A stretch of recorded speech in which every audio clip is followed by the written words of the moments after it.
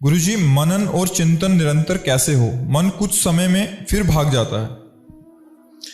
मनन और चिंतन मन और चित्त के द्वारा होता है, और जहाँ अपनापन होता है वहाँ स्वाभाविक मनन चिंतन होता है।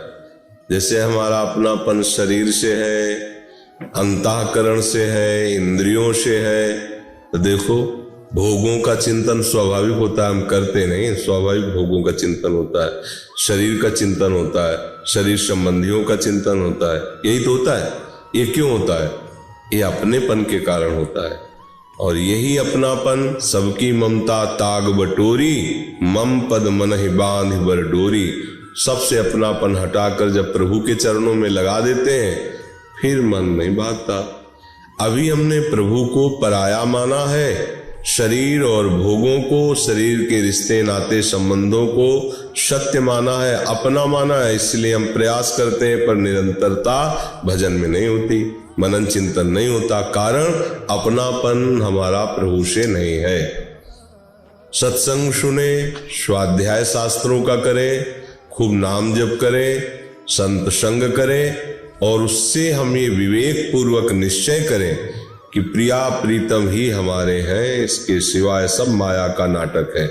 उपनिषद भी कहते हैं ब्रह्म सत्यम जगन मिथ्या।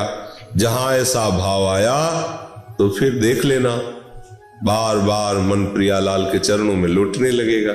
जैसे अम्बरीश जी का सावई मनः कृष्ण पदारविंद, जैसे गोपी जनों के मुरारी पादार्पित चित्त वृत्ति। चित्त से चिंतन होता है, एक एक वृत्ति से श्री कृष्ण का चिंतन हो रहा है। वो चेष्टाएं कर रही व्यवहारिक, लेकिन उनकी चिंतनीय वृत्ति का एकमात्र विषय श्री कृष्ण है। क्यों? क्योंकि उनका अपनापन न किसी वस्तु से है, न व्यक्ति से है, न किसी संबंध, एकमात्र श्री कृष्ण से है। वो घर में रहती दिखाई दे रही, पर परम सन्यासिनी है, परम त्यागी है। अगर उनकी चरण रज का सेवन करके हम अपनापन प्रभु से कर पावे तो निरंतर भजन होने लगेगा। उपासना साधना इसी बात की तो हो रही है। अगर आप ठीक से चले तो धीरे धीरे धीरे धीरे हमारे मन में बात आने लगेगी, प्रभु हमारे हैं।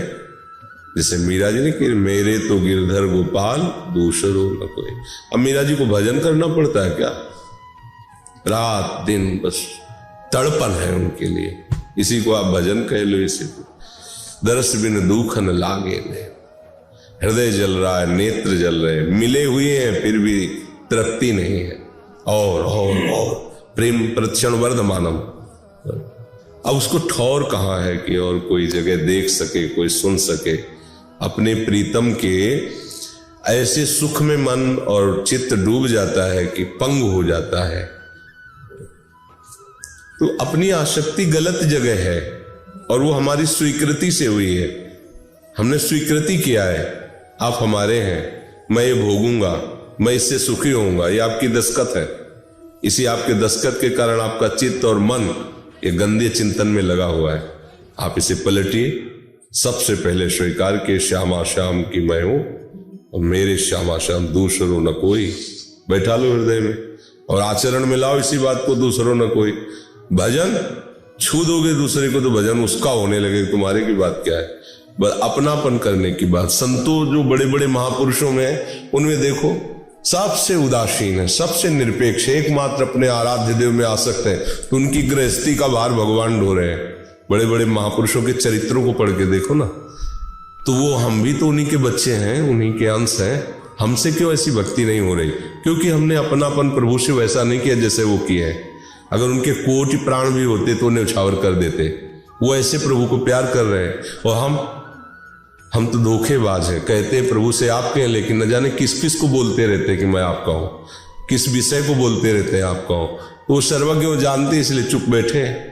नहीं, आप उनके लिए रोएं, उनके लिए तड़पे और चुप बैठे हो, ऐसे नहीं है। बहुत महाप्रेमी है वो। आप तो प्रेम का किनका पाए, वो प्रेम समुद्र है। वो कैसे बैठ सकते हो? तुम्हारे नेत्र में समा जाएंगे, तुम्हारे मन में समा जाएंगे, तुम्हारे हृदय में अपना अधिकार कर लेंगे।